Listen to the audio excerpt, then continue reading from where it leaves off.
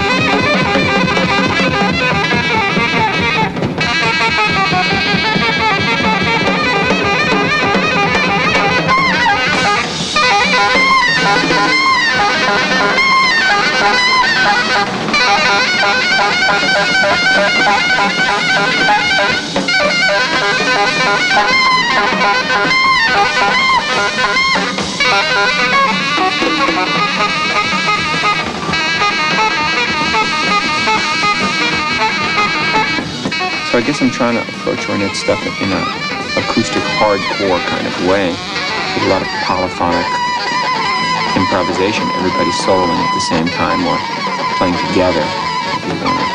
accepted it.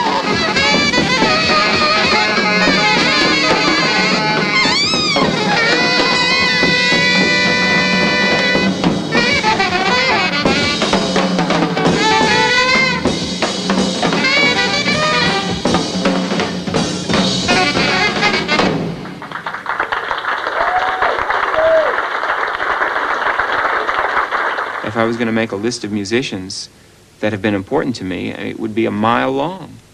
I mean, just look at my record collection, for God's sake. I listen to those records. I better answer that. Oh, okay. Hold on. Yo! Okay, John, we're here. Yeah, well, you're 15 minutes early. I'll be down in 15 minutes.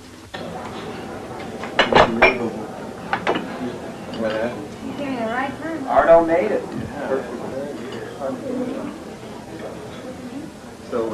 Yes. The whole future direction of Zorn is, to me, a real open question. He could have peaked with these works and sort of burn out from here. He could evolve in the direction of a more conventional composer, to some extent following the Phil Glass pattern. Or he could bring his own band structures and use of amplification, use of improvisation, and balance of his own notational systems with all that into the world of conventional instrumentalists, instruments and players, and try to make it redefine that game on his terms.